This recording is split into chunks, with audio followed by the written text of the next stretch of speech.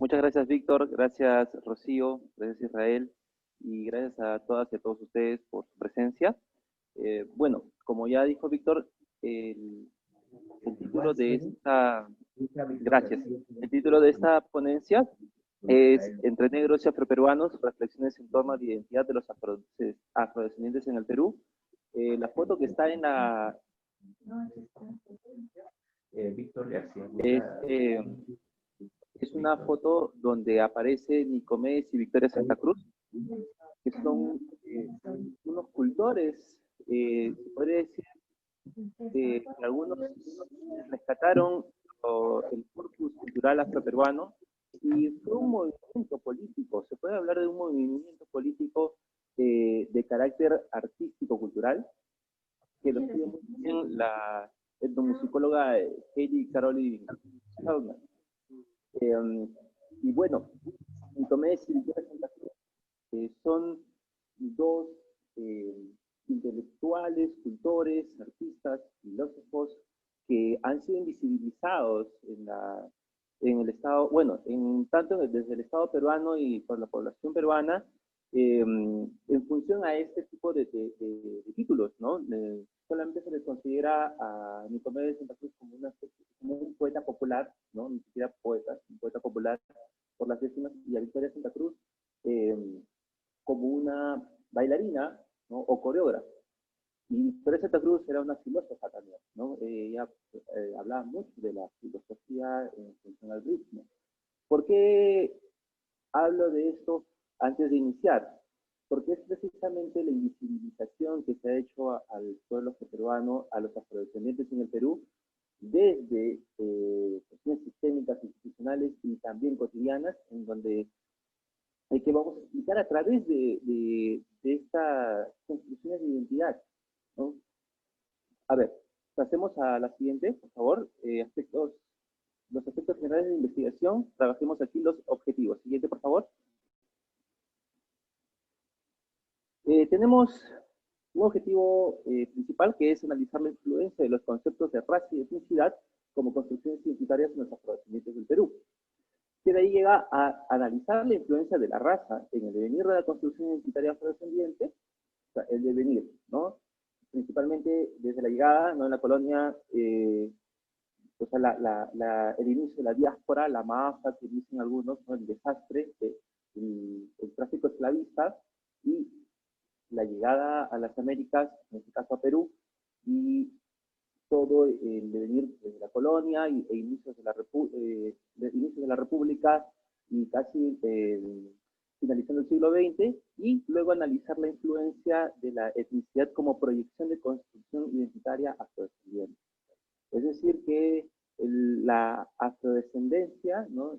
Y a través de la etnicidad, como una proyección que se ha ido forjando y consolidando más o menos desde mitades del siglo XX hasta la actualidad. Siguiente, por favor. Siguiente, por favor. Ahora hablemos de la raza, ¿no? Y la etnicidad en las construcciones identitarias. Por ejemplo,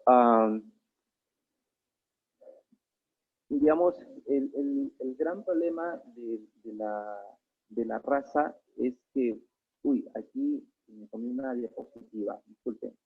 ¿Qué sucede con la raza?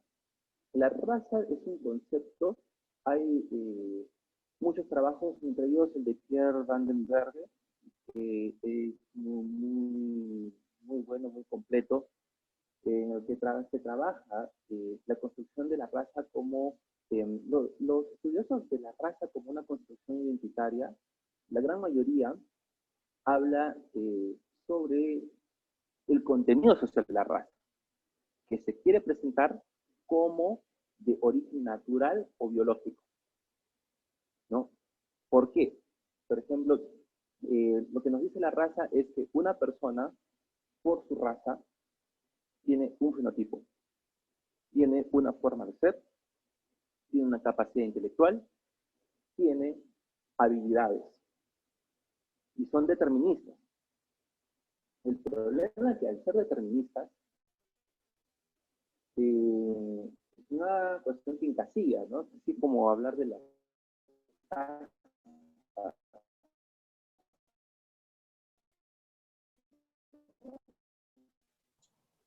Juan, tu no, micrófono, por por favor. ejemplo, que se hablaba de la ¿Puedes acercarte al micrófono, Juan, por favor?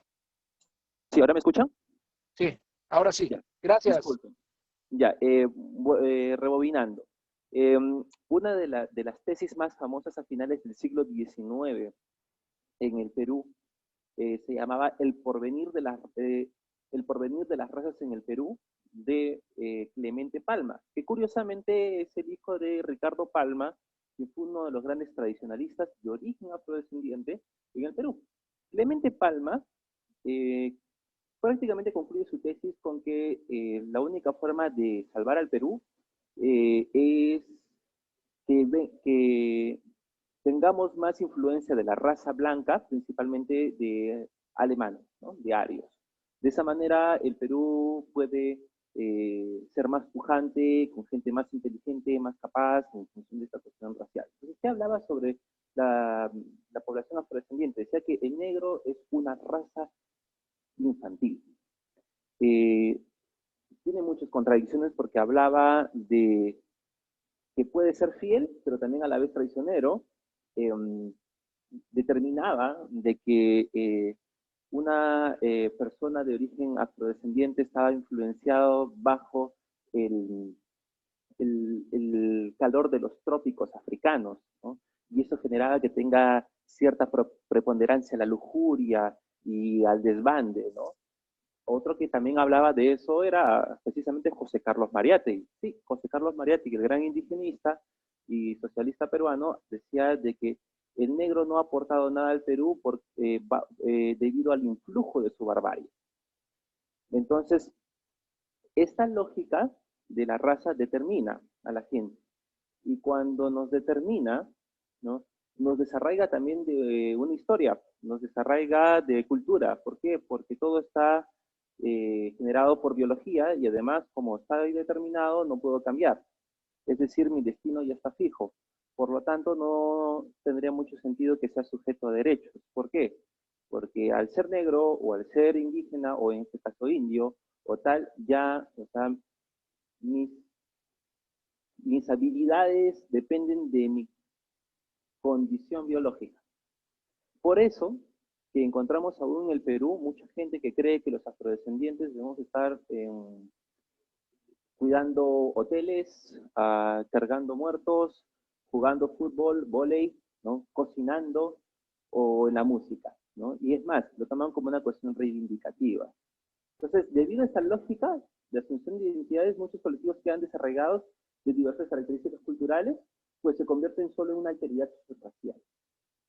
Entonces, ¿qué sucede? Aún en Perú existe una resistencia para hablar de la pueblo afroperuano, ¿no? Más allá del término cultura, porque sí pueden tener una cultura afroperuana que pertenece a toda la nacionalidad peruana, pero están determinados por ser una raza, porque los negros son alegres, los negros son esto, etcétera, etcétera, etcétera. Aún se sigue considerando raza a la población afrodescendiente en Perú como en otros lugares. Entonces, el término raza sólido y suele ser el más utilizado en el Perú también, al hablar de identidades, más respecto a los afrodescendientes, pero en general. Por eso que en el Perú se habla de que somos el país más diverso y de todas las sangres, porque dicen que somos el encuentro de 5 continentes o de todos los continentes y tenemos de todas las razas del mundo. Entonces, que cuando hablan de diversidad, mucha gente dice, sí, el Perú tiene de blanco, de chino, de cholo, de negro y, ¿cómo se llama? Tiene de todo, ¿no? Pero esa lógica de diversidad termina siendo bastante corta porque solamente toma en función a esta lógica de las razas y como que cada continente posee una raza, ¿no? Es una perspectiva del racismo, pero no es la única. En cambio, las identidades étnicas se amparan en características histórico-culturales. Si bien sí, también hablan un poco de herencia biológica, lo que predomina es la característica histórico-cultural, como lo menciona Anthony Douglas Smith en su concepción de Smith, en donde un grupo étnico se siente como una superfamilia con un origen y devenir común. O sea, tienen un origen común, ¿no? Hay inclusive mitos de origen común, y eso genera esa unidad porque somos parte de una superfamilia. En el caso de los afrodescendientes de las Américas y también en el caso de Perú, el origen fue el tráfico esclavista, donde múltiples etnias africanas se fundieron en un nuevo grupo étnico en función a su interacción con otros grupos que también estaban en Perú. Por ello, los discursos étnicos recuerdan el devenir histórico, lo que se ampara en esta construcción social a través de los años, y las cuales explican las costumbres, las visiones del mundo, ¿no? Y por eso se puede desmarcar con el determinismo que sí reina en el concepto de raza. Por eso que mucha gente también trata de combatir la legitimación racial, porque legitimar la raza significaría que uno ya está determinado y no puede cambiar. ¿Para qué darles posibilidades de educación a gente que no piensa o que piensa hasta las 12, como se nos dice de los afrodescendientes peruanos? Esa lógica racista es la que se ampararía en el determinismo. En cambio, el devenir cultural sí plantea también elección, ¿no? Plantea elección porque no está determinado. La historia se construye. Siguiente, por favor. Siguiente.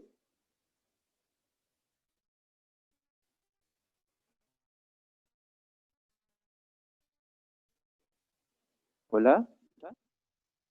Vamos a darle un minutito a Rocío, Juan, para que nos pueda hacer el tránsito, porque está un poquito entrecortada la señal. Ahí está, mira. Gracias. Ya, listo. ¿Ahora me escuchan o está difícil escucharme?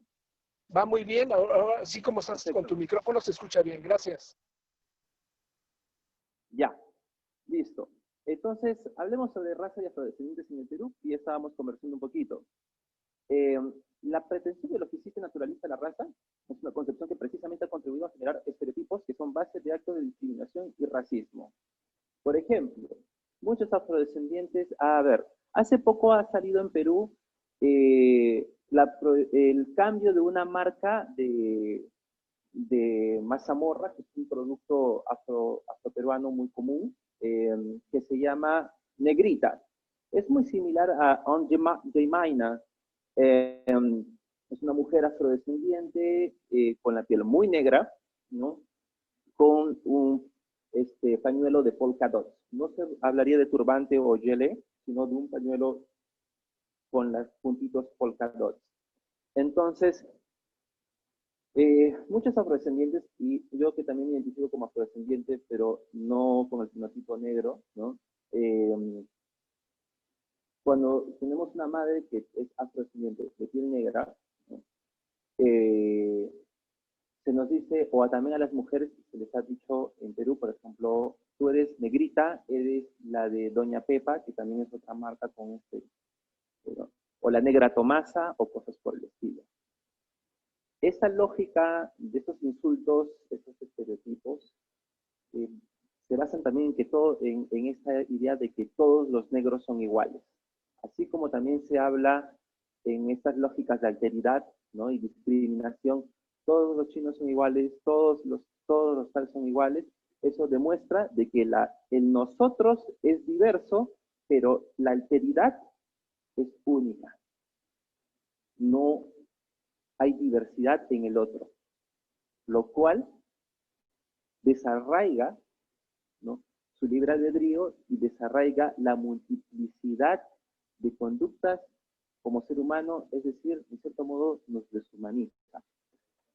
Eso es muy común de las lógicas de dominación que vienen desde el colonialismo, ¿no?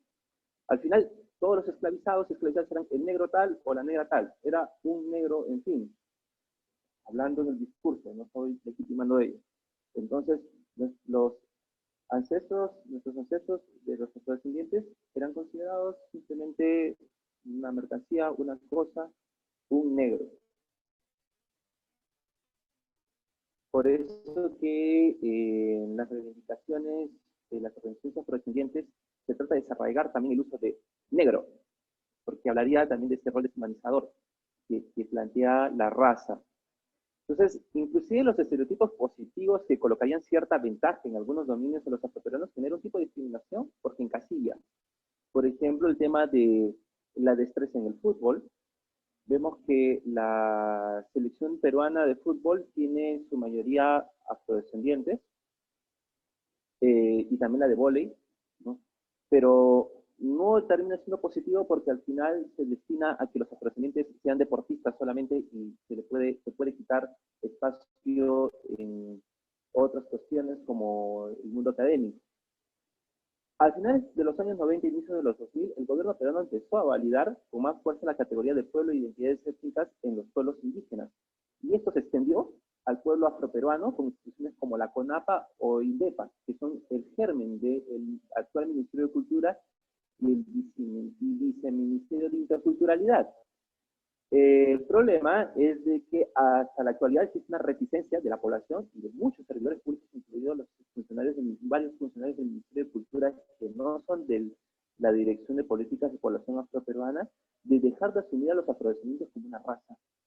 Se sigue asumiendo a los afrodescendientes como una raza y cuando hay una cuestión reivindicativa para el pueblo afroperuano, como hace poco sucedió con el Ministerio de Cultura en función a un anuncio que hubo contra el COVID, para afrodescendientes, se hablaba de que se estaba desuniendo al país y que todas las razas son iguales, cuando eso no sucede del todo con los pueblos indígenas, porque sí ya se entiende un poco más que son culturas diferentes que necesitan una atención primordial y específica. Siguiente, por favor.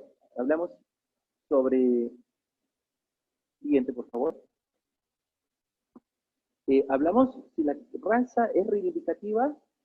Bueno, por el mismo carácter determinista de la raza, donde hay algunas razas que pueden tener rasgos de inferioridad frente a otras que son aparentemente superiores, en este caso lo blanco europeo o incluso lo asiático, esto no puede suponer un carácter reivindicativo, ¿no? Si lo hace, es en detrimento de otros grupos raciales. Ahora, también algo muy interesante, en el Perú, históricamente el concepto de raza privilegiaba solamente al grupo blanco europeo, por eso que el sistema de castas colonial planteaba como cima ser blanco.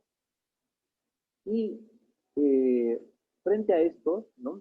Lo que ha sucedido es que existen etiquetas identitarias que también vemos en otras partes de las Américas, como negro, sambo, moreno, mulato, sacalao, que si bien son comunes frente al pasado colonial, a los afrodescendientes, ¿no? Como grupo poblacional, dificultando la consolidación de un grupo humano afrodescendiente. Por eso mucha gente puede decir, no, yo no soy negro, yo soy mulato, yo soy sacalagua. Sacalagua es una persona con rasgos blancos, pero que también tiene fenotipo negro, por así decirlo.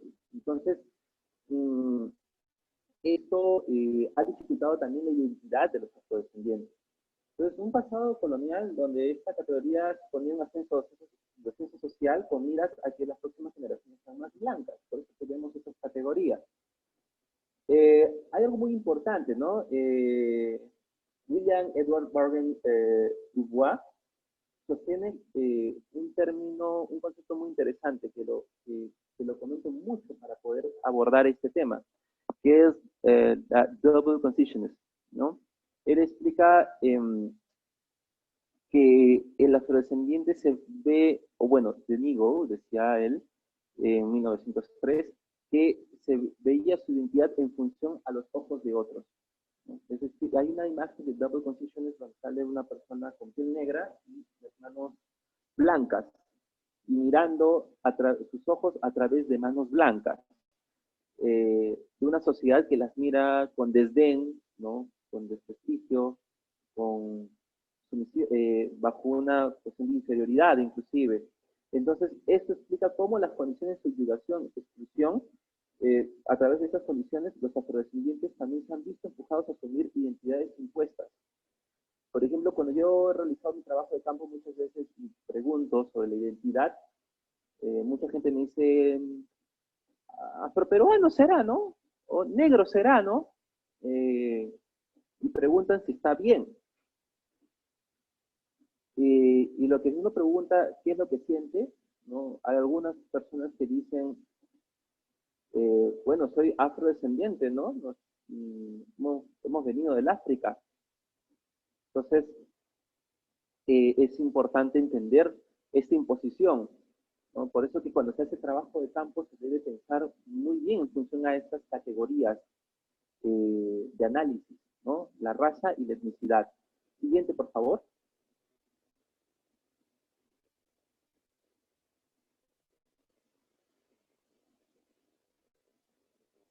Bueno, mientras se pasa la diapositiva, voy hablando de los prejuicios y estereotipos en torno al cuerpo afroperuano. ¿Me llegan a escuchar, por favor? No sé si sigo teniendo los problemas de señal. Ya, una de las características más estereotipadas, más resaltantes, es el color de la piel, ¿no? Existen muchos prejuicios con respecto a que los africanos poseen la piel más oscura. Por ejemplo, se dice, negros hay en el África. Y la idea, por ejemplo, es de que esto es muy, muy típico, lo he escuchado muchísimas veces, tanto en mi entorno familiar afrodescendiente como en otros entornos afrodescendientes. Es azul, azul retinto, así como del África, ¿no? Retinto se refiere a la tinta de la piel, ¿no? Entonces, esa lógica es como que, ¿no? Lo más negro es lo más africano. Entonces, uno, mientras más claro sea, ya está más blanqueado y para algunas personas más civilizado. A veces, o más negro representa la lógica de incivilizado, de incivilización. Y eso es bastante peligroso. Aparte de este factor, ¿no? El ser más negro, ¿no? Se presenta como un ideal para trabajo físico. Aún es vigente eso. Y por ejemplo, si se ve una persona negra, mucha gente en el Perú y también afrodescendientes pueden dudar si esa persona, por ejemplo, si la ven en la universidad, se van a sorprender de verla en un ambiente académico. ¿Por qué? Porque aún están las estructuras racistas en la mente de muchas personas. Claro que para muchos afrodescendientes también presenta una alegría y un ejemplo. ¿Por qué? Porque hay estadísticas que nos hablan que solamente el 4% de los afrodescendientes peruanos logran culminar la educación superior, ¿no? Es una estadística preocupante donde estos estereotipos juegan un gran rol. Entonces, también se habla de la animalización de los afrodescendientes, ¿no? Que es un rezago colonial porque se asumía también como bestia de carga, como cosa o como animal o como propiedad a una persona afrodescendiente. Esto se puede ver mucho en las bromas, y en el aparente humor o también en los insultos, ¿no? Entonces, también eso contribuye a la hipersexualización del cuerpo afrodescendiente. Por ejemplo, se comparan los miembros viriles de los afrodescendientes con los de un burro o un animal, ¿no?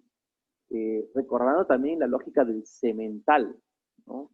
Así como habían sementales, caballos o toros, también habían afrodescendientes esclavizados que eran asumidos como sementales para inseminar a mujeres y poder tener una mayor cantidad de esclavizados, lo cual recuerda un pasado bastante doloroso en función a la esclavitud. El tema del cabello también es vital, ¿no? Se ha hablado mucho de un cabello feo y el cual han logrado que muchas chicas, últimamente se está hablando mucho más desde las mujeres sobre estas imposiciones de cabello lacio, ¿no? Como muchas mujeres han planchado el cabello y han vivido con una salud mental deteriorada por estas imposiciones, y nace la reivindicación del cabello afrodescendiente, el cabello afro, como una forma del ser, ¿no? Y también la reivindicación histórica del cabello, en la cual se dio, donde muchas mujeres afrodescendientes escondían mapas y también instrumentos para las fugas, ¿no? Para las liberaciones, las rebeliones y también para el día a día. Siguiente, por favor.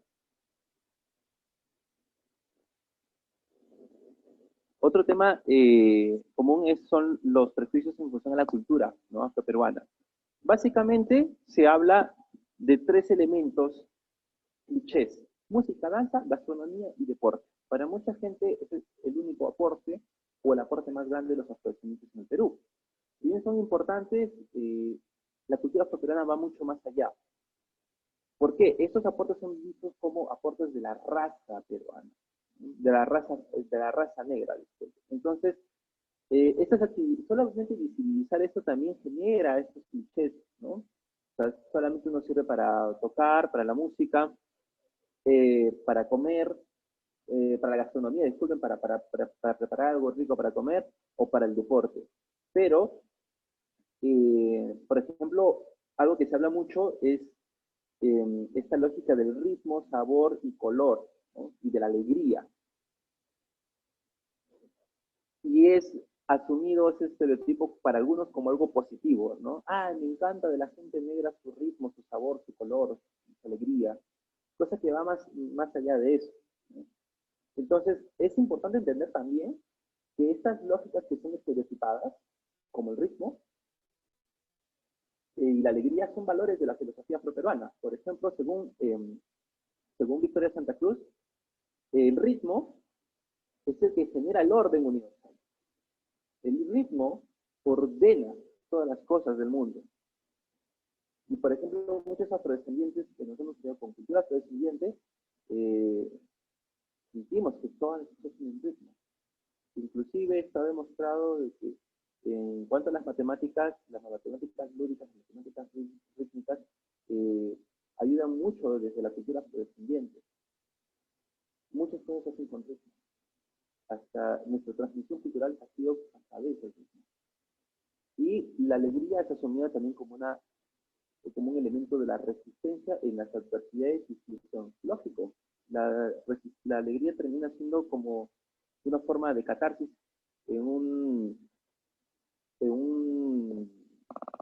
al estar esclavizado. Muchos de los ancestros afrodescendientes no salieron de la esclavitud. Así que la alegría es un valor bastante cultivado, muy cultivado. No es una cuestión biológica, sino es una forma de ver la vida. Pasemos al siguiente, donde hablemos sobre la etnicidad y el afianzamiento de la matriz africana. Siguiente, por favor. Hablemos de etnicidad y afroperuanidad, ¿no? Como un grupo étnico está relacionado a ciertas características, como se habló previamente, en donde se asume como una superfamilia. Algo muy común de los afrodescendientes es de que consideramos familia, ¿no? Hay un término peruano, una frase que se dice: vamos para Chincha familia. Es decir, Chincha es una ciudad al sur de Lima, a 200 kilómetros al sur de Lima, y ¿por qué mucha gente la repite, ¿no? De una manera muy estereotipada, pero la lógica de familia es importante. Por ejemplo, cuando un afrodescendiente, más por ejemplo en mi caso, cuando no tiene un fenotipo de piel más oscura, dice: sí, yo soy afrodescendiente, mi madre era, bueno, en mi caso falleció, ¿no?, era negra, se consideraba mulata. Así, ¿cómo te apellidas? Es la pregunta más común. Y si no hay un apellido que se conozca, se empiezan a ver los lazos familiares. Y eso es muy común, muy común. Y la lógica de asumirse en hermandad, o la gente del barrio, de la comunidad, primos, hermanos. Entonces, esa lógica de superfamilia también se aplica a los afrodescendientes. Entonces, unida con esto, afroperuanas son las personas nacidas en Perú o de origen peruano que poseen una cultura y historia colectiva de matriz africano. ¿Hola? Esto como descendientes de las personas víctimas de la trata esclavista llegadas al Perú durante el periodo colonial. Esto es lo que significaría afroperuano. Entonces, este origen común influye como huella histórica en los diferentes paradigmas culturales de la colectividad. El esclavismo, sí, ha sido una huella muy fuerte y presenta la memoria histórica afroperuana más recurrente. Entonces, algunos de estos paradigmas residen en la territorialidad, en la costa peruana, la lengua, el español afroperuano, nociones de comunidad, como las que ya expliqué, la filosofía, recuerdos históricos, formas de de hacer agricultura y ganadería, entre otras. Sin embargo, por la enajenación en base a la concepción de raza, como habíamos hablado de double consciousness, aún no existe un discurso identitario consolidado que reivindique desde las élites políticas étnicas estos paradigmas. Porque ahora se está preocupado un poco más en el tema de los derechos humanos, que también es algo que va de la mano, ¿no? Más aún en una población que sigue siendo deshumanizada. Por favor, la siguiente diapositiva, como para ir acelerando el tiempo. Entonces, nos preguntamos si los afroperuanos hablamos de un grupo étnico, pueblo o población. Entonces, trabajemos estos conceptos. En los ejercicios de estudios realizados, la disyuntiva por entender a cuál es esta categoría, junto a la de raza, pertenecen a los afrodescendientes, a la cual pertenecen los afrodescendientes, es una de las principales preguntas que se genera, pero muy pocas veces trabajada, lamentablemente, porque más hay documentos de trabajo que documentos de investigación. En el caso de la población, este término se refiere al conjunto de habitantes correspondientes a una categorización específica, etnia, región, país, y se presenta como una categoría más neutra y analítica. Hasta ahora tenemos una dirección de políticas de población afroperuana porque el Estado peruano no reconoce al pueblo afroperuano en la Constitución aún. ¿Han habido iniciativas? Sí, pero no se han llegado a los votos suficientes o no se ha llegado al debate en el pleno del Congreso. En cambio, un grupo étnico, mientras tanto, es una comunidad imaginada, tomando el concepto de Benedict Anderson, de individuos que poseen una historia, origen y paradigmas culturales en común, que los convierte en una especie de superfamilia, como menciona Frederick Barth o también Andrew Douglas Smith. En cambio, pueblo comprende la categoría política de un grupo étnico en función a uno o múltiples caracteres de unidad. En el caso de Perú, esta categoría es reconocida por el Estado y convierte a dicha comunidad étnica como sujeto de derechos colectivos. Los únicos reconocidos en el Perú como pueblos son los pueblos andinos y amazónicos, que una de sus características principales es que tienen tierras reconocidas por el Estado en sus comunidades campesinas y comunidades nativas. En el caso de Perú, como hemos mencionado, son los únicos que son reconocidos y están en el artículo 89 de la Constitución.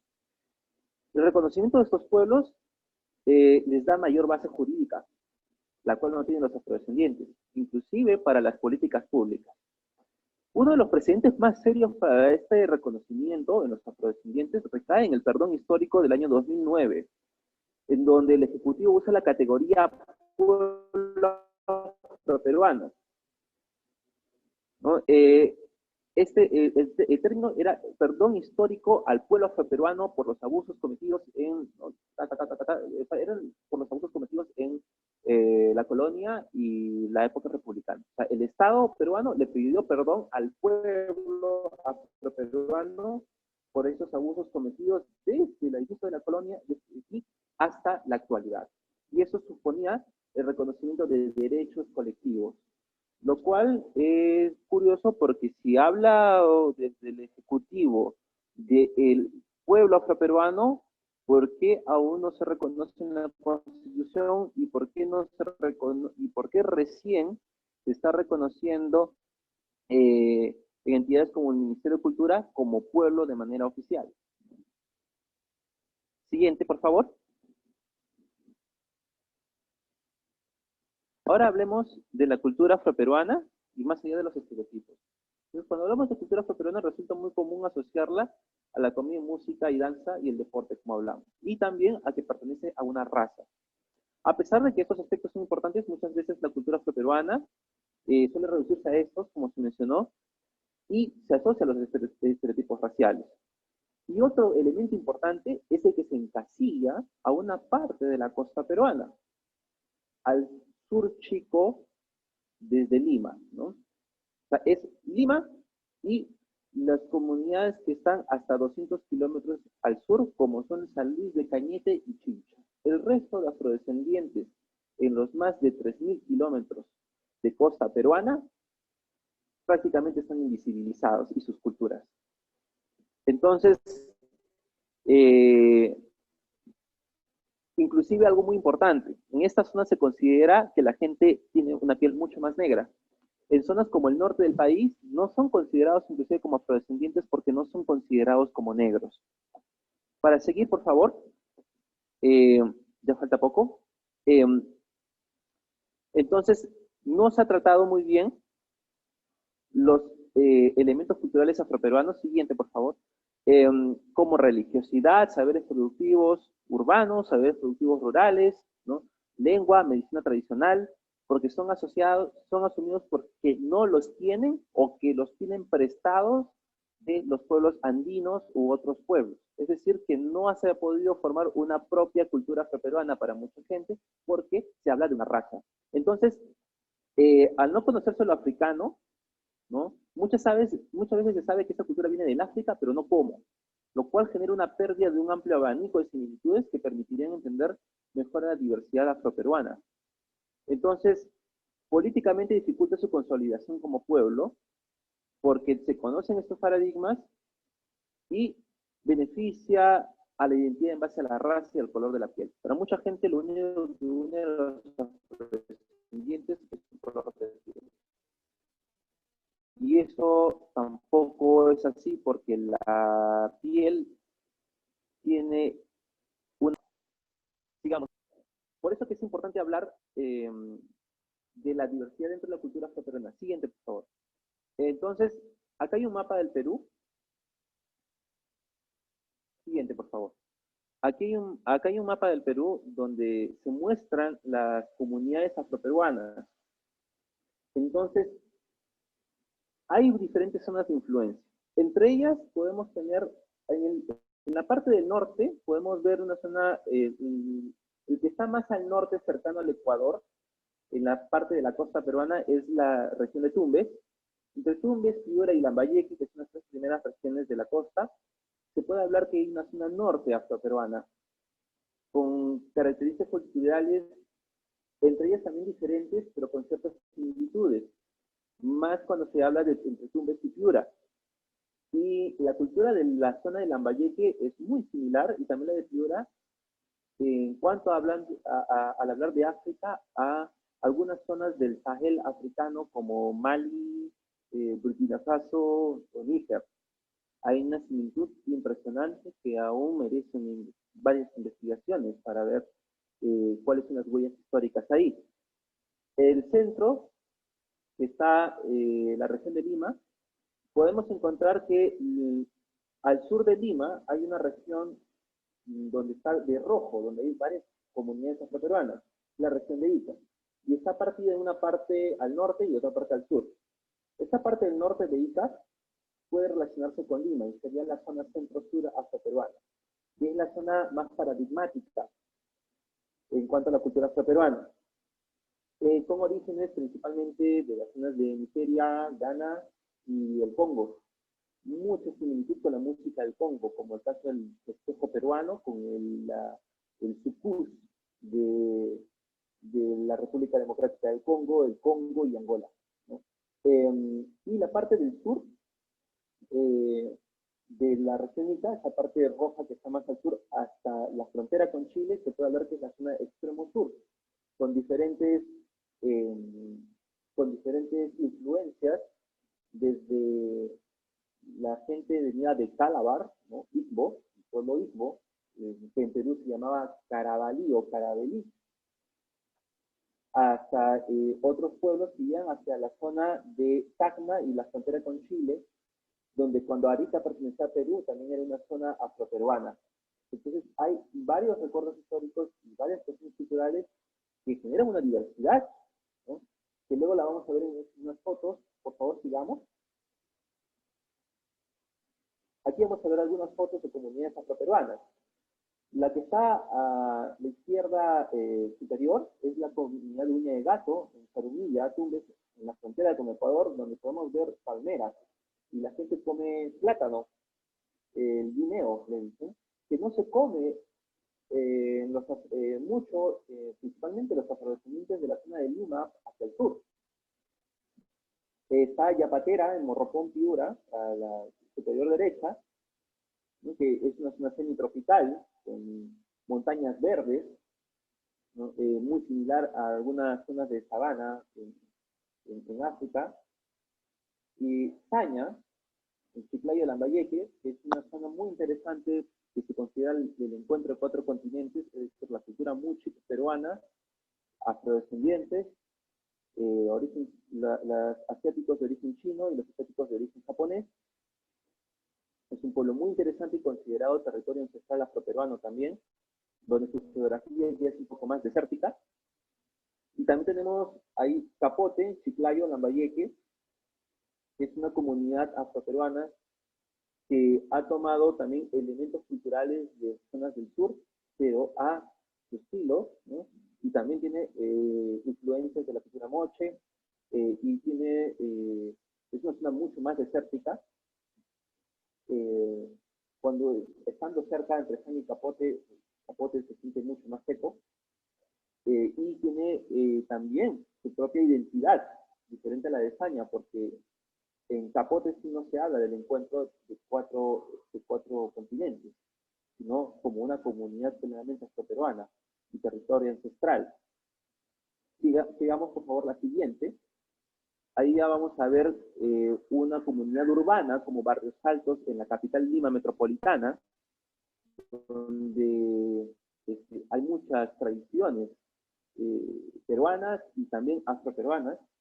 San Luis de Cañete, Lima provincias, a unos 150 kilómetros al sur de Lima, que se disputa con las comunidades que están abajo, que son Guayabo en Chincha y el Carmen en Chincha, como la cuna del arte afroperuano.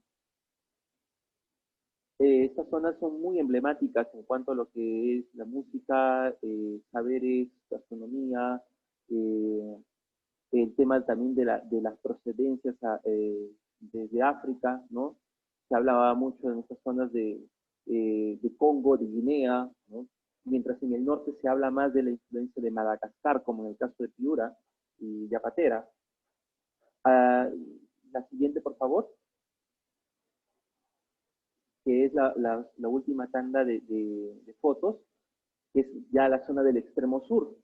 El ingenio en Nazca, en Ica, esta es una iglesia colonial, ¿no? Del año 1600 más o menos, de San Javier, la iglesia de San Javier, donde presenta, es una zona muy cercana a los Andes, y al costado está La Banda, que es una comunidad que fue un palenque, es decir, una comunidad de cimarrones del siglo XIX, liderada por Tomasita Alcalá, que es una heroína afrodescendiente de la zona. Está abajo Acari, Carabelí, una provincia del sur peruano que toma, de la región Arequipa, que toma el nombre de Carabalí o de los carabelíes, que son los afrodescendientes de la zona de Calabar, es decir, del pueblo Igbo de Nigeria. Y está la zona de Sama, en Tacna, al extremo sur del país, que también tiene presencia afrodescendiente, que ya está reduciéndose por la migración y también por el fallecimiento de algunos afrodescendientes, porque esta zona de Sama está habitada por afrodescendientes que principalmente venían de lo que ahora es Chile, Arica, ¿no? Donde también hay una comunidad. Arica es el lugar donde hay más afrodescendientes en Chile. Los afroariqueños son prácticamente los afrodescendientes de Chile, ¿no? como pueblo tribal, creo que le dicen en Chile. Sigamos, por favor, por último, las conclusiones. A modo de conclusión, ¿negros o afroperuanos? Como se explicó previamente, el término negro hace referencia al paradigma identitario en torno a la raza. Sin embargo, este arrastra condiciones de discriminación y exclusión, brotes del determinismo racial. Entonces, es importante que recordemos que asumir determinismos raciales en materia de derechos recorta esos derechos. ¿Por qué? Porque determina la forma de ser de las personas, y en cuanto a los derechos hablamos de libertad y libre albedrío. Entonces, ¿cómo se puede tener libre albedrío si ya estamos determinados en nuestra forma de ser y nuestras condiciones? Entonces, el paradigma étnico se perfila principalmente desde las organizaciones afrodescendientes como una alternativa que permita reivindicar a esta población como un pueblo sujeto de derechos colectivos en correspondencia con su devenir histórico en el país. Además, la afroperuanidad involucra más a las personas por su identidad cultural y abre las posibilidades de autoidentificación en un grupo más o menos homogéneo, más allá de concepciones estrictas sobre el fenotipo. Es decir, en cuanto a la afrodescendencia, puede abrir que negros, ambos, mulatos, acalaguas, morenos, personas con piel un poco más clara, que tengan una cultura afroperuana y tengan ese origen común y sientan ese origen común en base a la autodeterminación, puedan incluirse. Por ejemplo, aquí en esta foto está Florencio Ferreira, del ingenio de Nasta, y es un conocedor, es un tutor de la crianza porcina y elaboración de chicharrón. Ella es, la señora que está ahí es Sonarit Huesta, que es una conductora de un canal del Estado, de un programa de costumbres. Florencio Ferreira es uno de los tutores de porcinos, es decir, que los afrodescendientes peruanos también tienen conocimiento de la ganadería, que el paradigma racial e históricamente se ha invisibilizado, ¿no? La siguiente y última, por favor.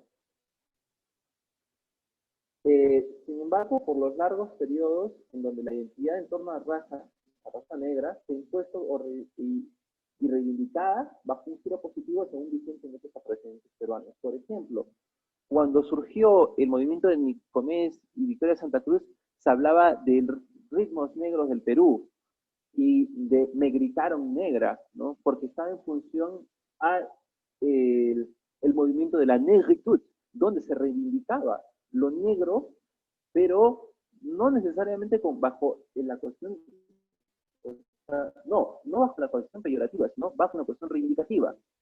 Entonces, algunas personas confunden que lo negro es lo reivindicativo. Ahora, ¿cuál es el problema aquí? Como decía Ernesto Lafleur, el significante se puede vaciar. Entonces, ¿qué sucede? Que el significante que se está vaciando toma un nuevo significado que pueda generar hegemonía. Entonces, ¿qué sucede?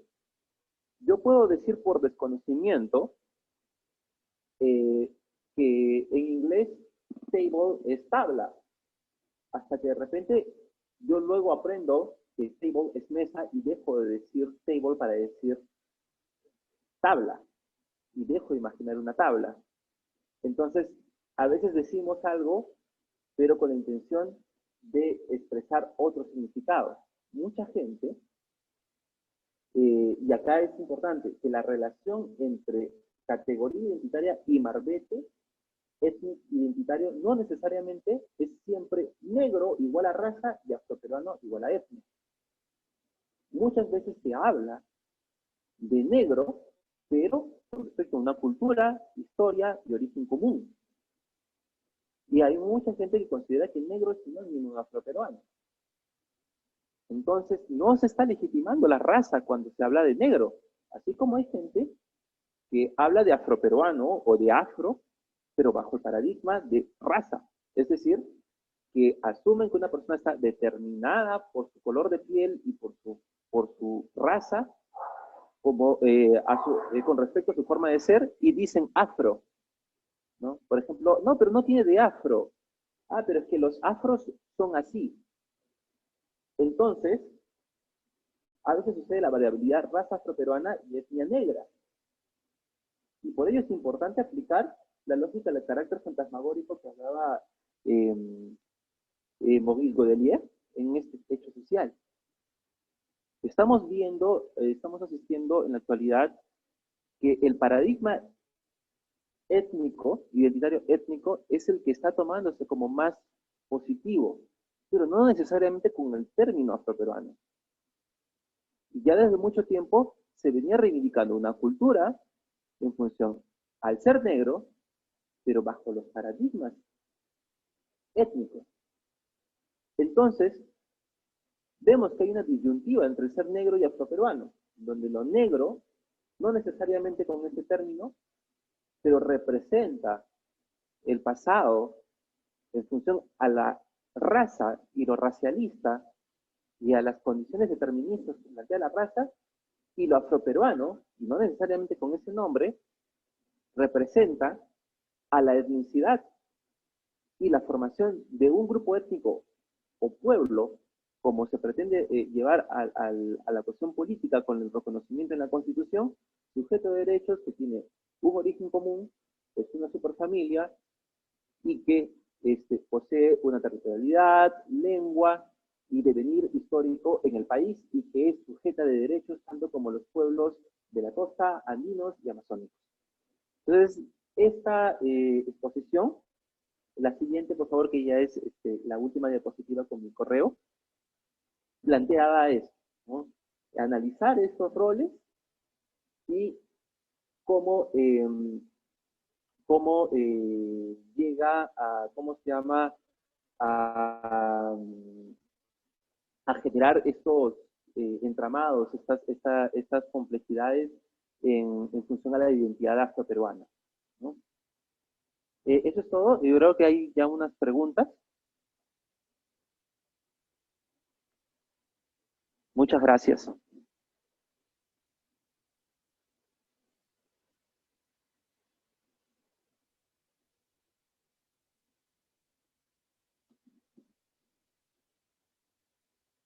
Hola. Sí, vamos a dar un minuto para que el doctor Víctor García intervenga. Gracias. Gracias, doctora Rocío Gil. Ya estoy por acá. Un pequeño detalle de conectividad en donde ando, pero ya estamos preparados para la parte de preguntas que incluye la exposición de Juan. Me indica, por favor, si me escuchan bien, porque aquí donde ando está muy... Yo escucho muy bien. Perfecto, gracias. Vamos a dar paso a las preguntas que desde el chat de la propia actividad planeada nos están planteando. Nos dice Omer Boatu, perdón, dudas sobre los conceptos. En la definición de la población se incluye el término etnia. Luego se define parte el término grupo étnico. ¿Cuál es la diferencia entre etnia y grupo étnico, incluso entre etnia y pueblo? Continúa el doctor Boatu. La idea de la superfamilia hace que la conceptualización sigue siendo biologicista. En África, etnia se define desde lo histórico, como dijiste, no necesariamente desde la sangre o la familia. Así los esclavos y gente adoptiva son parte de la etnia. ¿Hay alguna estrategia para disminuir los efectos negativos de los prejuicios? Ya, muy interesantes las preguntas del doctor Boatu. Buenas tardes, doctor. Bueno, en el caso para esta investigación y las investigaciones que realizo, el término grupo étnico y etnia son casi sinonímicos, disculpen. Por ejemplo, autores como Anthony Douglas Smith habla de ethnie, inclusive en francés. ¿Por qué? Porque hay algunas lenguas, en el caso del español, por ejemplo, si revisamos la Real Academia de la Lengua Española, cuando habla de etnia, define también raza. En cambio, el término ethnie, ¿no? Por ejemplo, el libro de la identidad nacional y los libros de Anthony Douglas Smith, cuando se traducen al español, no se traduce el término ethnie al español, sino se deja en francés.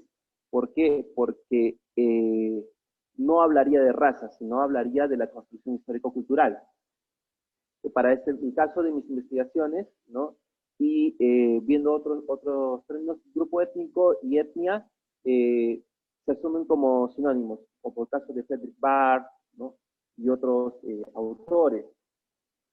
En cambio, y por eso que el grupo étnico y la etnia presenta el paradigma de etnicidad.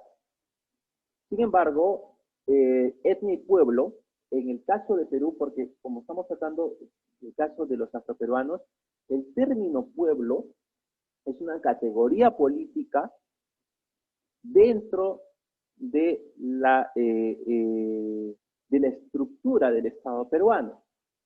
Por ejemplo, en las investigaciones antropológicas a los pueblos indígenas se les considera grupos étnicos, ¿no? A los Ticuna, Pucamapucamiria y otros grupos. Pero su categoría política en el Estado peruano es de pueblo indígena. Entonces vemos que el grupo étnico, como traté de explicar, entonces si no se llegó a entender de esa manera, plantea una categoría analítica, pero el pueblo es una categoría política que convierte este grupo étnico en un pueblo desde el Estado peruano. En el Estado peruano no se habla de grupo étnico, se habla de pueblo, con P mayúscula, ¿no? Por eso lo pongo con P mayúscula.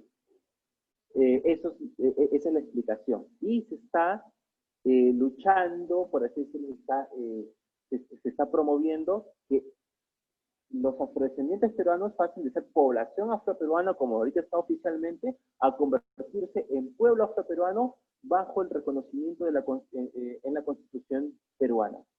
Ahora, la idea con respecto a superfamilia no está bajo una concepción biologicista.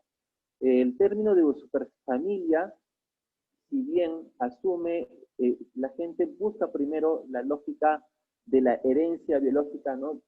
¿Quién es tu papá? ¿Quién es tu mamá? Son los lazos familiares que son construcciones sociales las que determinan eso, ¿no? Por ejemplo, relaciones rituales de parentesco o relaciones de parentesco, las cuales no necesariamente tienen un determinismo biológico, sino que también es una cuestión social. Existen muchas adopciones en estas lógicas de familia. Por ejemplo, supongamos que yo tengo algunos familiares charún y conozco una persona charún. Entonces, no necesariamente confirmo que hay una afinidad de parentesco directa, por ejemplo, que sea un primo o tío o hermano o el primo de un primo, pero como es un charún, le llamo primo. Y genero esa relación de parentesco. Por eso que la lógica de superfamilia, sí, a priori puede asumirse como biologicista, termina generando lazos, ¿no?, con ese origen común. Es muy interesante cuando plantea esta cuestión del biologicismo, pero ya que usted lo menciona de esa manera, ¿no?, donde el origen común puede hablar también del pertenecerse, ser el hijo del hijo del hijo del hijo de alguien, ¿no?, hasta llegar a un ser común. Muchas veces estos orígenes son míticos, ¿no? En el caso, por ejemplo, de los afrodescendientes en el Perú, cuando los días están hablando de estas reivindicaciones, la gente habla de nuestras ancestras y nuestros ancestros. O sea, no sabemos, no necesariamente que la gente se haga una prueba de ADN para ver de qué país son, sino simplemente ya es una cuestión de elección o de sentir, ¿no? Hay mucha gente que se siente identificada con Nigeria, principalmente porque están abrazando la religión de Yoruba, tanto la santería como el candomblé, depende de qué país vayan, pero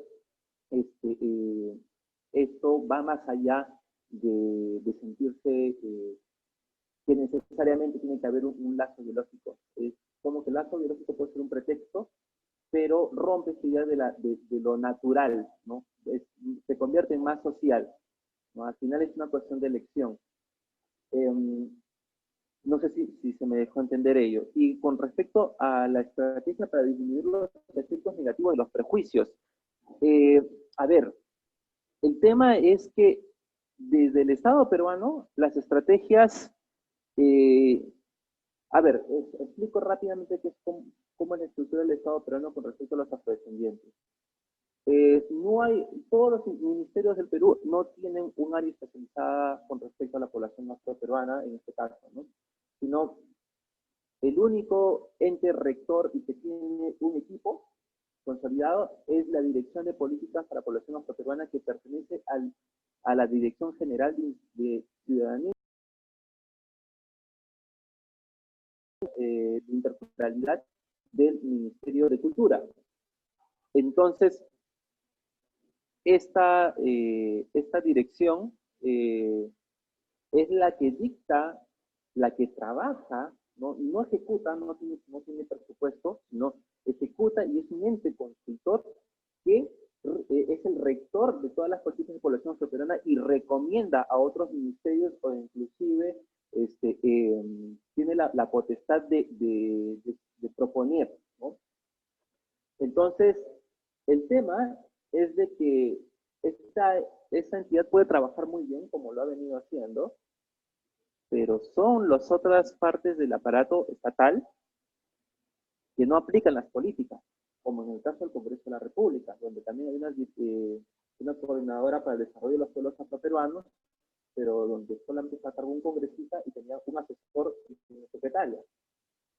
Entonces, prácticamente no se puede hacer mucho desde el Estado. ¿Por qué? Porque desde la población peruana aún hay resistencia, desde las personas no afrodescendientes, a disminuir esos efectos negativos de los prejuicios. Lo que se está haciendo son campañas y de las mismas organizaciones afroperuanas generar sensibilización hacia los no afrodescendientes y también ya exigencia de derechos, ¿no?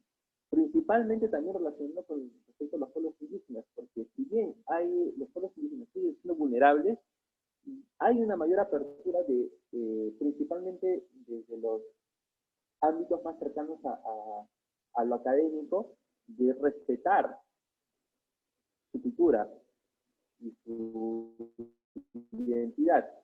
Sin embargo, en las mismas escuelas de antropología de Perú, y tengo un artículo sobre eso, hay una resistencia muy fuerte de asumir una propia identidad para los afrodescendientes peruanos y a reducir estos prejuicios. Tengo muchos profesores que hablaban los negritos, ¿no? Ningún recelo, pero cuando hablaban de los pueblos andinos o pueblos amazónicos, sí se rasgaban las vestiduras. Entonces, es un trabajo bastante duro, porque el Perú es un país bastante racista, y lo más loco, como también sucede en otras zonas de Latinoamérica, bajo esta idea de que somos el país más diverso del mundo. Es más, Mario Vargas decía que éramos el país, un país que no tiene una identidad porque las tiene todas, se acalla el hecho de que pueda haber discriminación. Y cuando hay una reivindicación con respecto a una política pública para los afroperuanos, se habla de dividir al país. Algunos hablan que se está dividiendo al país y que se están generando, así como hay para negros, debe haber también para mí que soy blanco o soy cholo o soy tal cosa. Entonces, lamentablemente, se necesita un trabajo más fuerte desde las organizaciones estatales para también ver más sanciones, ¿no? Se está trabajando en algunas entidades del Ministerio de Cultura la alerta contra el racismo, y también se están tratando de implementar observatorios antirracistas en los medios de comunicación. Organizaciones afroperuanas han tenido la iniciativa hace 10 años como Lulú, pero se está tratando de implementar a nivel general, ¿no? Porque los esfuerzos de las organizaciones afroperuanas y del pueblo y de los mismos afrodescendientes no es suficiente. Tiene que haber también una intervención deportiva que se hace incididas principalmente por afrodescendientes. La falta que se toma el pleito los no afrodescendientes desde el mismo Estado peruano. Gracias, Juan, a tus respuestas a las atractivas preguntas que nos hace el doctor Uatu. Ahora vamos a pedirle a las personas que están en Facebook Live, por favor, que nos hagan llegar sus preguntas, en tanto que nos comentan desde allá si hay algunas preguntas. Yo quisiera hacerte dos cuestionamientos, Juan. El primero es, en este sentido de la academia peruana, que en algunos momentos pareciera ser que solamente se centró en los estudios andinos y en los estudios amazónicos, ¿cuál ha sido la trascendencia de los trabajos de Olinda Celestino con respecto precisamente al reconocimiento de las poblaciones, de visibilizar a la población afrodescendiente? Y en otro sentido, precisamente en esta esquematización que tú hiciste de presentar, sí hay presencia afrodescendiente en la costa, en el norte, en el sur, pero ¿qué pasa efectivamente con los Andes cuando desde diferentes estudios no se ha reconocido la presencia de población africana en los Andes? Pero sí, en el caso, por ejemplo, de los estudios de Eduardo Barriga, que estudió claramente a la población que fue llevada al Valle de Jauja, al Valle del Mantaro para trabajar en casa, en trabajo doméstico, y en algunos casos también se tiene documentado que estuvieron como, como vaqueros en el control de ganado.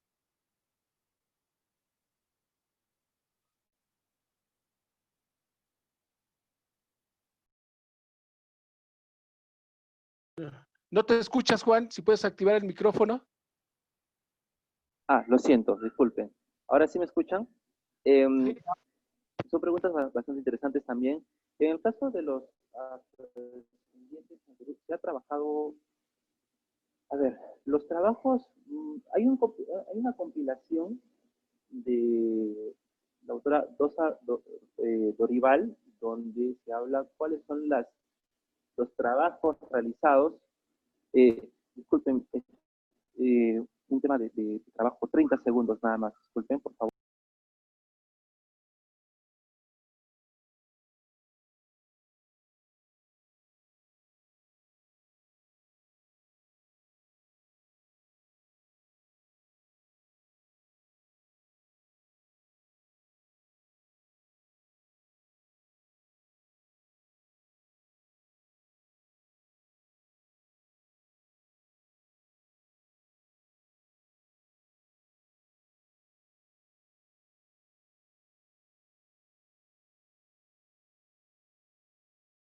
Disculpen. Entonces, Dorival sintetiza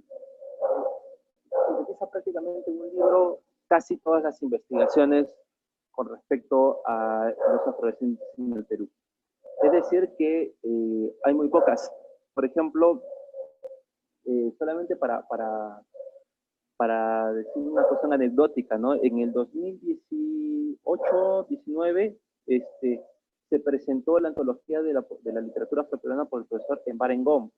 Entonces, recién, hace menos de 5 años, hemos tenido una antología de la literatura afroperuana. Es decir, que no se ha trabajado mucho. Entonces, en el caso de Perú, no ha habido mucho trabajo sobre la población, sobre la población afrodescendiente. Lo más relevante desde fuera de la historia han sido trabajos de sociólogos como Néstor Valdivia, sí, principalmente Néstor Valdivia, desde la ONG Grade, ¿no? Y algunos trabajos en artículos, ¿no? Como de Humberto Rodríguez Pastor, José Carlos Luciano, o obras como la de Heidi Caroline Feldman, pero no ha habido muchos trabajos sobre los afrodescendientes en el Perú, principalmente desde la costa. Ahora, el tema sobre los Andes es bien interesante porque se ha invisibilizado la presencia afroperuana en los Andes, principalmente con términos racistas como gallinazo no canta en puna. Gallinazo, ¿no? Que es un ave rapaz de color negra, muy común en Lima, inclusive se decía que el escudo de Lima estaba compuesto por gallinazos. No canta en puna, es decir, que no está en la zona de la puna, es decir, las alturas peruanas. Por ello, mucha gente desconoce la presencia afroperuana en los Andes, tanto la actual como la antigua. Vemos que hasta el censo de 1940, donde se contaba por razas, entre ellas la raza negra, habían habitantes afrodescendientes en las regiones de Ayacucho, Cusco, Junín, ¿no? Y Puno, que son regiones eminentemente andinas, pero que ahora no se encuentra mucha presencia, salvo algunas familias como la región de Pasco, donde creo que habían 8 familias. Pero, ¿qué sucede? Ahora se asumen más como migrantes internos. Como tú habrás trabajado, Víctor, ¿no? Hay rezagos de la cultura afrodescendiente, principalmente en las danzas de negritos. Pero esto es muy interesante, el tema de la danza de negritos, ¿no? Si bien en el mundo andino, ¿no? Y desde Lima, por ejemplo, se puede ver que mucha gente reivindica como parte de la cultura peruana y como una cuestión positiva la danza de negritos. Esta danza de negritos puede ser esta burlesca, ¿no? Como sucede en Bolivia con, eh, no, no, no me acuerdo la danza boliviana que es similar, donde se asume una peyorativa a los bolivianos. Entonces, la cuestión es de que la danza de negritos, si bien es antigua, usa una técnica que no es aceptada por muchas organizaciones afroperuanas y por personas que están haciendo la reivindicación afroperuana, como el blackface, ¿no? Inclusive, o sea, esta persona que hace una máscara negra y puede ser un poco grotesca, para algunos afrodescendientes es considerado hasta discriminatorio, pero para otros aún es indiferente. ¿Por qué? Porque hay algunos afrodescendientes que siguen asumiendo que, bueno, es su color de piel, ¿no? Y puede dar risa y cosas por el estilo, ¿no? Pero el tema es de que la cultura afrodescendiente en los Andes ha sido bastante olvidada a nivel nacional, al punto de que no solamente se procesa en la costa. Y hay algo muy interesante en la actualidad. Todas las cuestiones que tú dijiste, ¿no? El trabajo en las zonas, el trabajo bajo la esclavitud en zonas de los Andes, donde los afrodescendientes fueron, ¿no? Como vaqueros, inclusive, diferentes funciones que no tenían en la costa, porque en la costa era principalmente con temas de la caña, ¿no? Se ha olvidado a tal punto, ¿no? De que muchos afrodescendientes, principalmente de organizaciones también, no creen cuando arrojan resultados, tanto en estudios como el estudio especializado de población afroperuana o ¿cómo se llama? Los censos nacionales, con la presencia de afrodescendientes en zonas de los Andes. Por ejemplo, en el 2013 hubo un estudio de PNUD. 2013 fue así, 2013. Este estudio de PNUD arrojó que en la zona de frontera con Ecuador, pero zona andina, ¿no? De Jaén, que es casi Andes y Amazonía, en la región Cajamarca, que es conocida por ser una región andina, aunque tiene zona de Amazonía, fue fuertemente criticada por las organizaciones afroperuanas a las que se presentó el estudio. Decían, ¿cómo es posible si ahí no hay negros? Ese es el término que se usa muchas veces, ahí no hay negros. Entonces se considera como una cosa del pasado. Cuando se habla, por ejemplo, de presencia afroperuana en Pasco, es considerada como una mentira. Inclusive el censo arrojó presencia en zonas como Ayacucho, o también aquí en la región donde vivo ahora, en San Martín, en Moyobamba.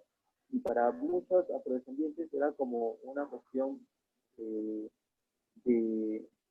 tenía que investigarse. ¿Por qué? Porque también la pregunta de si usted es negro, ¿no? Por ejemplo, en la zona de Puno, donde hay población aymara, donde también hay población aymara que dice que tiene piel negra, bueno, y es como el término negro, se puede hacer la confusión. Entonces, lo que sucede ahora es que simplemente quedan huellas históricas en tantas danzas, pero se asume como una cuestión rara o difícil el hecho de que se pueda formar, de que haya culturas afrodescendientes en las zonas de los Andes, ¿no? Entonces, eso es básicamente. Por ejemplo, hay un cantante folclórico que ya falleció de la zona de Huancayo, ¿no? Chivillo de los Andes, creo, si no me equivoco su nombre, y para mucha gente era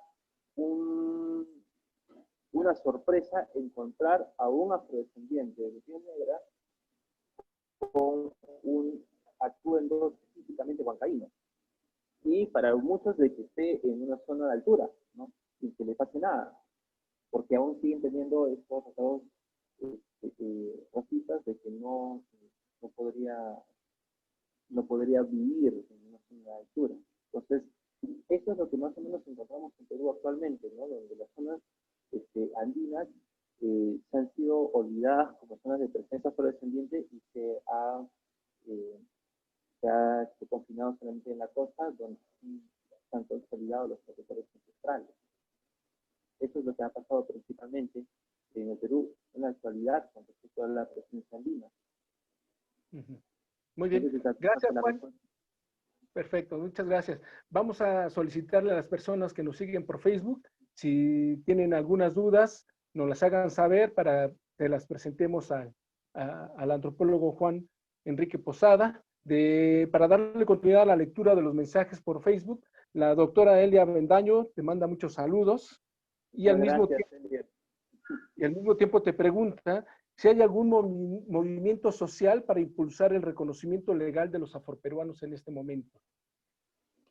Ya, a ver, desde en el Perú, en cuanto a organicidad afroperuana, el hito más grande para la gran mayoría de afroperuanos ha sido la formación del movimiento negro Francisco Congo entre el año 87 hasta oficialmente el 2002, por ahí, donde el movimiento se abolió.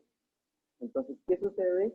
Que luego de esto se formaron ONGs, colectivos y ONGs afroperuanos. La actual formación del movimiento afroperuano, y lo pongo entre comillas, porque no es un movimiento como tal, sino son la suma de organizaciones, algunas muy pequeñas, tal vez de 1 o 2 personas, otras un poquito más grandes. Son las organizaciones afroperuanas las que se encargan de hacer la incidencia política. Hay organizaciones comunitarias en algunas comunidades afroperuanas, sí, pero tienen rango local. Pero las que tienen, se puede decir, incidencia nacional, son más organizaciones, ¿no? Organizadas bajo el paradigma de ONG. Entonces, estas organizaciones son las que se encargan de hacer todo tipo de incidencia política en función a su especialidad, desde temas de educación hasta otros temas como el reconocimiento en la Constitución. Ahora, el tema es esto. ¿Quién se encarga directamente también de ello? Existió, ahora en este actual Congreso no está activa, la Coordinadora para el Desarrollo de los Pueblos Afroperuanos, así se llamaba, que en un tiempo fue la Mesa de Trabajo Afroperuana.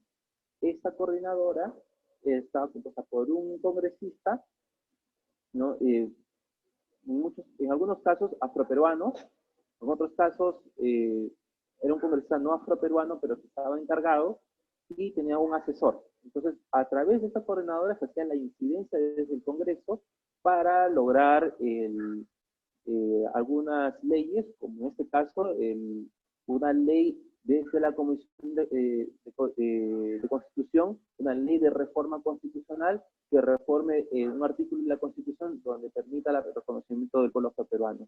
Una de las más recientes fue con el congresista César Segura, que era de la 89, el artículo 89A, ¿no? Ese artículo 89 que se habló en la exposición, se iba a introducir un artículo 89A donde el Estado peruano respeta la cultura del pueblo afroperuano.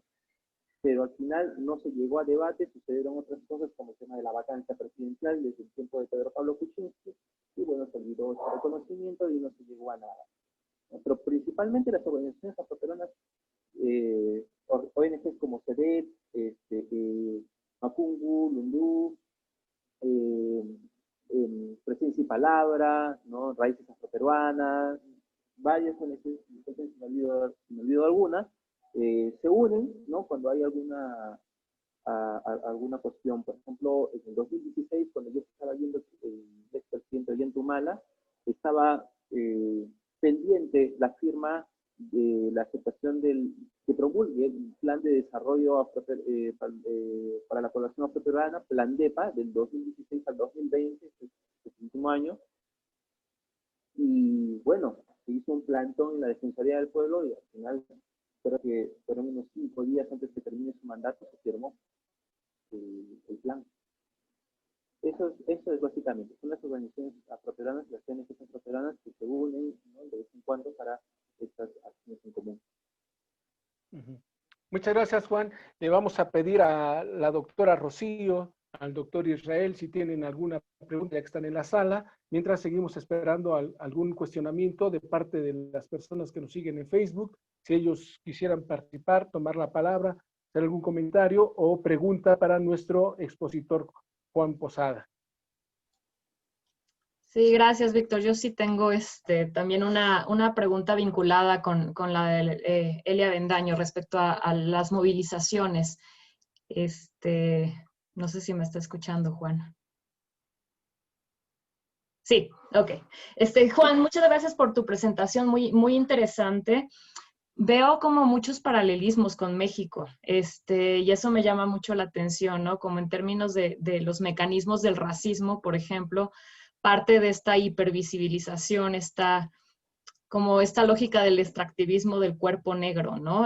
Que dices, se explota la imagen del cuerpo negro y se enfatizan mucho cuestiones culturalistas. Entonces, mi pregunta va por allá, ¿no? Ya nos dijiste que sí hay, sobre todo ONGs buscando reconocimiento, pero en términos como de las movilizaciones políticas, me pregunto si a lo mejor las poblaciones afrodescendientes, afroperuanas, están quizá movilizando también una suerte de esencialismo estratégico precisamente para tratar de acceder al reconocimiento, ¿no? Pensando que la afrodescendencia o la negritud se entiende a partir del color de piel, se entiende a partir de elementos como muy culturalistas, si ellos a lo mejor están tratando de utilizar eso para buscar el reconocimiento. Esa es una pregunta.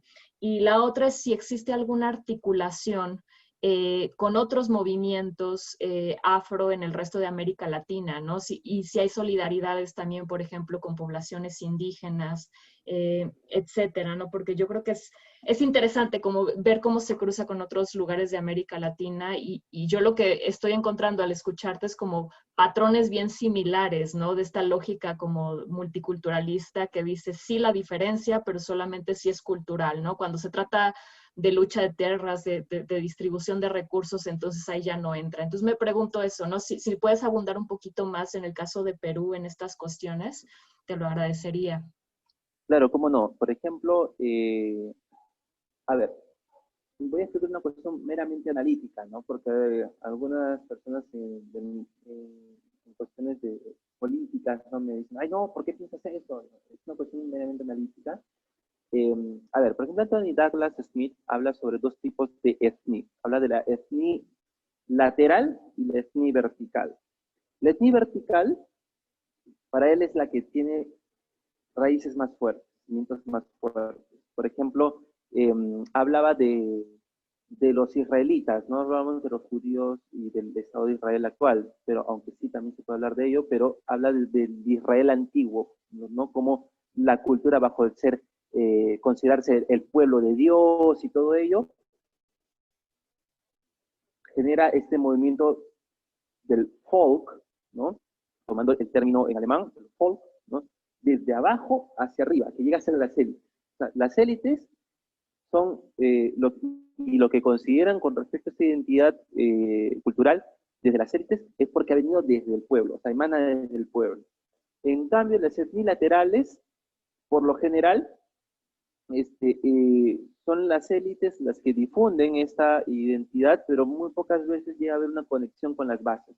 Por ejemplo, Smith hablaba de los hititas, ¿no? Oye, somos hititas, le decían a las otras élites, pero los hititas del pueblo a veces ni se enteraban, o no se enteraban mucho de qué es lo que hablaban estas élites. Entonces, el tema es de que el movimiento afroperuano actual, como ya no es un movimiento de bases, como el movimiento negro Francisco Congo, donde es impresionante, cuando uno hace trabajo de campo y habla del Francisco Congo en algunas zonas rurales, uy, hay gente que hasta llora, no, ¿por qué no regresa al Congo? Que esto, que el otro.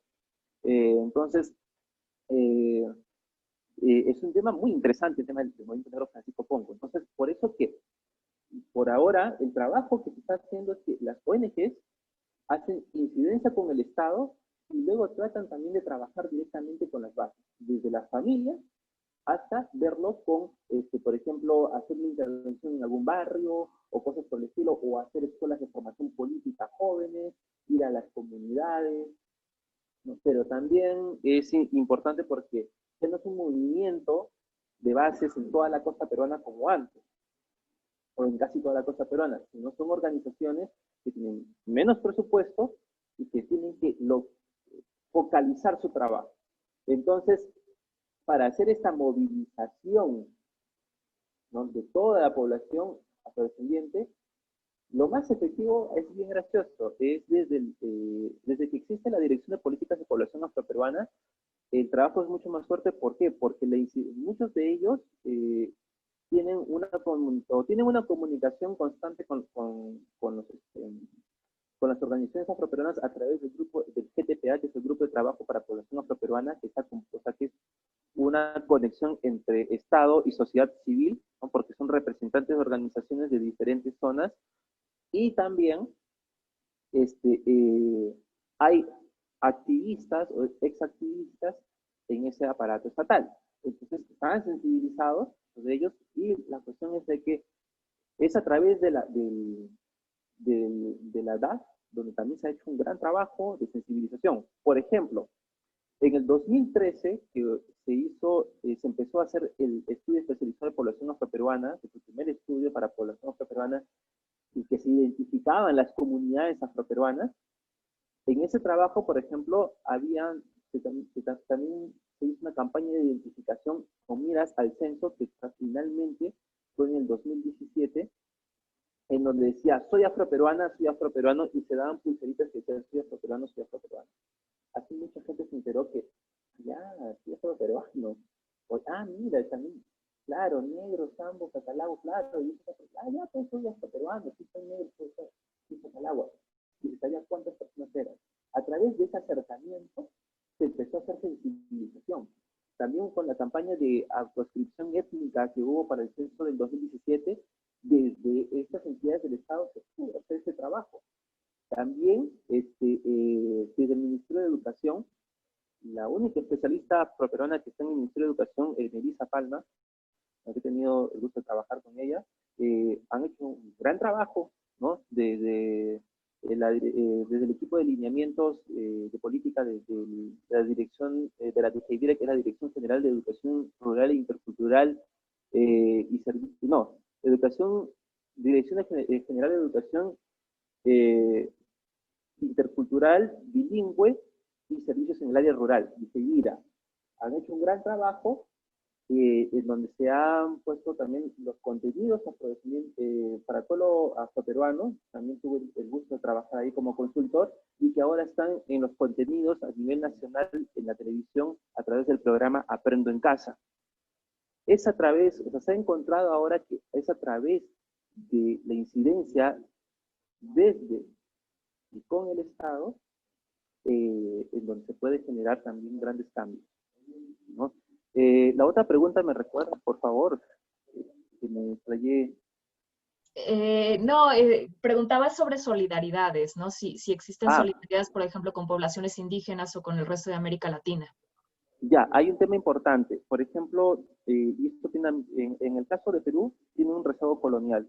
Se ha tratado de separar al pueblo afroperuano del pueblo, de los pueblos andinos y los pueblos amazónicos desde la colonia. Entonces, lo que ha generado es que también, por ejemplo, existan muchas reticencias entre afrodescendientes y andinos, ¿no? Con insultos muy fuertes.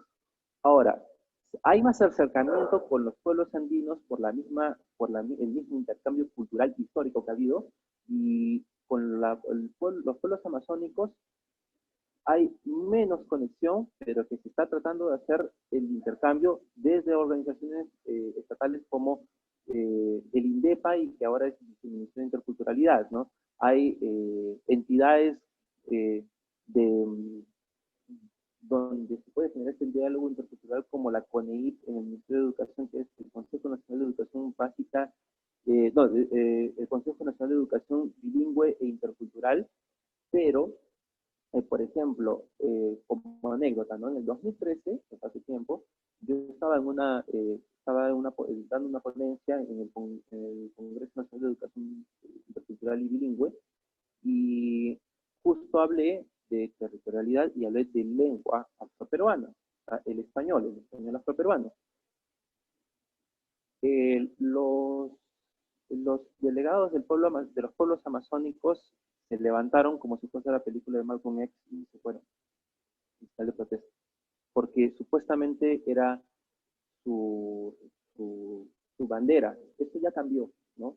Pero no tenía nada que ver porque las comunidades afroperuanas no tocan la Amazonía, están en la costa. Y si hay una ley de tierras, como sucedió en Colombia, toca la costa.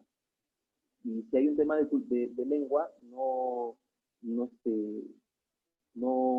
perjudicaría. Pero esto no lo identifico como un problema desde los mismos pueblos amazónicos, sino es parte de esa falta de política integracionista que ha habido desde la época colonial hasta la actualidad.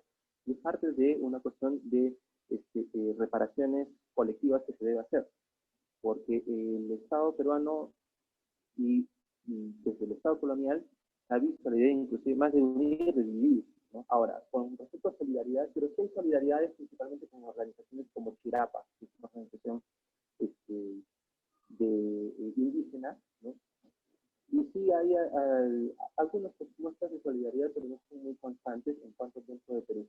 Pero en el caso con otras organizaciones afrodescendientes, sí, hay redes internacionales donde participan y bueno, por ejemplo, podemos ver muchos activistas colombianos, ecuatorianos, que son invitados por muchas organizaciones africanas. Por ejemplo, un ejemplo muy clásico, muy patente, es el de la ONG CEDET. CEDET se especializa, se puede decir que gracias a CEDET, y hay que reconocerlo, se tiene bastante bibliografía sobre los afrodescendientes. ¿Por qué? Porque ha habido, ¿no? Ellos han generado varios seminarios y varias líneas editoriales. Es más, se puede decir que su especialidad es el tema académico. Entonces, hacen una de sus especialidades. Entonces, hacen seminarios y a través de esos seminarios se generan libros de actas y terminan siendo libros. En estos seminarios participan varios activistas e investigadores de otras partes de Afro-Latinoamérica. Colombia, Ecuador, Bolivia, Chile, Uruguay, Brasil, con Brasil, Venezuela, Honduras, ¿no? Estados Unidos, James Cancer, por ejemplo, hay mucho contacto, ¿no? Pero principalmente con Afro-Latinoamérica, no mucho con África, con otros países. El contacto es más con Afro-Latinoamérica. Es más, podría decir que la reivindicación de lo africano desde Perú tiene una escala en La Habana o en Bahía, porque hay más cercanía con eso. Y lo africano se importa desde ahí en función a la solidaridad que existen con esos pueblos afro-latinoamericanos. Y hay otras organizaciones como Macungo, Lundu, que también tienen sus redes, ¿no? Nashanti también tiene sus redes. Entonces, se genera así más solidaridad entre los afrodescendientes que con lo amazónico y con lo andino también, principalmente con la ONG Chirapa, ¿no?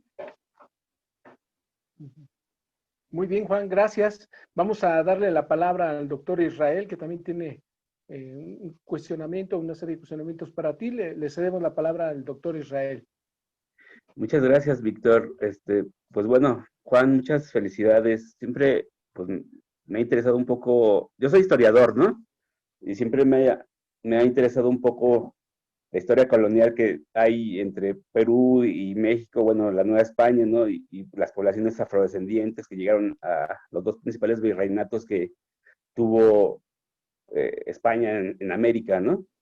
Pero bueno, fíjate que en este caso me interesa como preguntarte un poco cómo han sido esas relaciones interétnicas, que bueno, ya medio preguntó un poco Rocío, entre afrodescendientes e indígenas actualmente, y si tienes datos históricos de esas relaciones fomentadas entre estos dos grupos étnicos, ¿no? Claro. Por ejemplo, hay algo que notar. Oficialmente en el Perú, cuando se habla de indígenas, se habla de pueblos andinos y pueblos amazónicos, pero se está excluyendo también a los pueblos costeños, que ya no conservan su lengua pero aún tenemos descendientes de esos pueblos costeños, principalmente en el norte del país, como los pueblos Tayán de la región de Piura, o el pueblo Muchic, o Mochica, o Moche, de la región Lambayeque. Tanto así que hay más esfuerzos desde el gobierno regional de Lambayeque para rescatar la lengua Muchic que desde el mismo Ministerio de Educación, históricamente. Entonces, el tema es de que ahora con los pueblos amazónicos hay que explicar algo. Los pueblos amazónicos han estado subyugados y inclusive con políticas genocidas, no estoy exagerando, desde el Estado peruano, al considerarlos salvajes. Por ejemplo, uno de los presidentes más, para algunas personas más rescatables del Perú, llamado Fernando Belaúnde Terry, que tuvo 2 periodos, en los años 60 y en los años 80, fue para reconstruir una carretera aquí en la Amazonía, que justo tiene su nombre ahora, Fernando Belaúnde Terry, que creo que a 2 kilómetros de esta carretera, en la zona de casi fronteriza con Brasil, mandó aviones estadounidenses, o sea, entró el ejército estadounidense para tirar bombas, ¿no?, con gases napalm que se usaron en la guerra de Vietnam, para destruir, y que destruyó parcial o totalmente en algunos casos al pueblo mayoruna. La deuda del Estado peruano con los pueblos amazónicos es bastante grande. Por lo tanto, la aparición en el escenario nacional de los pueblos amazónicos es casi reciente y su reivindicación y su respeto se dan con mayor fuerza a partir del año 2009, donde sucedió una zona llamada Baguazo, muy dolorosa, y donde a través de la sangre, lamentablemente, se pudo visibilizar la realidad de los pueblos amazónicos. Por ello que en el resto de la historia peruana, prácticamente los pueblos amazónicos están en tierra incógnita. Esto lo digo para explicar por qué la relación entre el pueblo afroperuano y el pueblo amazónico no se ha dado de manera histórica y es un poco más reciente y se da más en los espacios de reivindicación política, donde lamentablemente por una falta de políticas interculturales potentes, ¿no?, puede haber existido más un clima de competencia que a un clima que genere la solidaridad e integración, que es lo que pretende realmente una política intercultural. Entonces, el caso es de que los afroperuanos han tenido históricamente más relaciones con los pueblos indígenas de la costa y los pueblos indígenas del Ande. Tanto por lo que explicó Víctor hace un momento, ¿no?, como por las cuestiones actuales, en donde los territorios ancestrales afroperuanos que son ubicados en la costa tienen mucha influencia de las zonas andinas y de las zonas costeñas. Por ejemplo, como se explicó en el caso de Saña, ¿no?, donde se habla de ese encuentro de 4 continentes, y este encuentro de 4 continentes, donde está lo africano, lo asiático, lo europeo, lo americano está compuesto por lo moche, y también por poblaciones como algunas poblaciones cañaris y de otras zonas que vienen de las Andes de Lambayeque y de Cajamarca. En el caso de, por ejemplo, la región Ica, donde está la emblemática Chincha, tiene mucha influencia de la zona de Huancavelica con los pueblos Choja, Chocorvo, ¿no?, y en la zona más al sur como Nazca, tiene más influencia de la región Ayacucho. El caso de Lima también, con mucha influencia andina, y se podría decir que lo afroperuano su etnogénesis es en función a las diferentes etnias africanas, ¿no? Hablamos principalmente de Bakongo, Luanda, Igbo, Yoruba, Akan y otros pueblos, Malagasy, ¿no?, la gente de Madagascar y otros pueblos, con los Moche, los Tayán, los Chocorvo, los Jarwa, y otros pueblos también de los Andes. Entonces, eso es lo que un colega Santiago Arboleda habla de la interculturalidad ancestral, ¿no? Los encuentros que ha habido con diferentes pueblos. Por ejemplo, en la época colonial, tanto como en México, también se hablaba sambo, ¿no? La mezcla de un afrodescendiente con un indígena. Entonces, hay mucha gente se llama sambo aquí, ¿no? Por una cuestión ya más fenotípica, pero también porque los sambo era bastante común. Era la unión entre lo indígena y los afrodescendientes que se da de manera bastante común. Pero lamentablemente, los prejuicios raciales han generado esta idea de dividir y vencer, ¿no? Por eso que se ha tratado de encasillar también en cuanto a lo cultural, la cultura afroperuana ha tratado de ser absorbida en un proyecto político cultural de las élites limeñas a inicios del siglo XX en lo criollo. Entonces, lo afroperuano se trataba de poner más cercano a lo español criollo y contraponiendo a lo indígena. Por eso que algunas poblaciones indígenas y algunos grupos políticos que están surgiendo con radicalismo étnico desde los Andes, asumen que, por ejemplo, los afroperuanos estábamos al servicio del criollo, ¿no? Cuando no sé si podría decirse que no es una cuestión de alianza, sino ser esclavo de alguien no es ser su aliado, ¿no? Es una cuestión más de imposición. Entonces se hablaba, inclusive desde la época colonial, se dividía República Españoles y República de Indios, como división racial. Y los afrodescendientes, por ser, o sea, es más, ni siquiera estaban dentro de eso porque los ancestros afrodescendientes eran cosas, eran asumidos como propiedad. Pero se podría decir que culturalmente estaban tratados de poner más cercanos a la República Española por este desarraigo cultural que también se trató de imponer. Entonces, es un tema bastante complejo, ¿no? Hay trabajos como el de Maribela Reducea, que son muy buenos, ¿no? Sobre el devenir de los ofrecimientos en la época colonial, pero más o menos eso es lo que estos encuentros y desencuentros que ha sucedido, ¿no? En Perú. Los ofrecimientos han estado en constante interacción con otros pueblos y poblaciones del país, pero eso es lo que en los imaginarios colectivos se trata de olvidar para también generar de repente una especie de división que dificulte una interculturalidad plena en un futuro. Muchas gracias, Juan. Vamos a hacer una consulta más si hay alguna pregunta por Facebook. Si no, vamos a ir cerrando, Juan, en este sentido de la charla que nos has presentado el día de hoy, con un bosquejo amplio de esta forma en la que tú estás observando cómo se desenvuelve este movimiento de los afrodescendientes en Perú y afroperuano. Sí. Perdón, sí hay una pregunta en el Facebook, ahorita te la voy a hacer llegar por WhatsApp, por favor. Sí, gracias. Sí, en lo que estamos comentando aquí con Juan al respecto.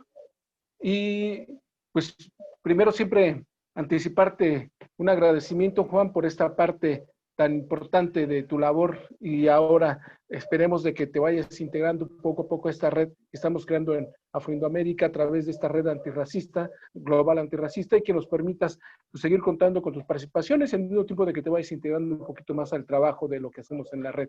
Bueno, entonces me permito leer las dos preguntas que hay en el Facebook. Es de Alaí Reyes Santos, y las preguntas son: ¿podría repetir la referencia a interculturalidad ancestral? Y la segunda pregunta es: ¿quién usa ese término? Muchas gracias por compartir tanto. Gracias. Bueno, yo lo he escuchado hace poco con el profesor Santiago Arboleda, de Colombia, ¿no? Sí, tengo que investigar más del tema, claro que sí, porque yo trabajo más el tema de interculturalidad como una perspectiva política de los tiempos actuales, pero este término de interculturalidad ancestral, como lo comenté, lo habíamos conversado en una clase con él. Entonces, con mucho gusto, si me escriben a mi correo, yo puedo facilitar las referencias que también me interesan bastante, ¿no? Porque yo lo escuché hablar mucho de ese término y lo explicó de esa manera, ¿no? Como estas interacciones que existían de manera ancestral en la colonia principalmente, ¿no? Pero yo también tengo una especie de observación ahí. El término de interculturalidad se habla de tender puentes, ¿no? Y es una actitud de integración. Podríamos decir, a modo de pregunta, que en las colonias existía una integración, se habían tendido puentes para una integración plena y sentirnos en un nosotros diverso, o era en función a los sistemas de opresión una multiculturalidad que permitía una interacción constante con con otras alteridades. Hay que tener mucho cuidado con el término de interculturalidad porque muchas veces se equipara de multiculturalidad, ¿no? Hay gente que, por ejemplo, dice, ay, París es muy intercultural. No, París no es intercultural.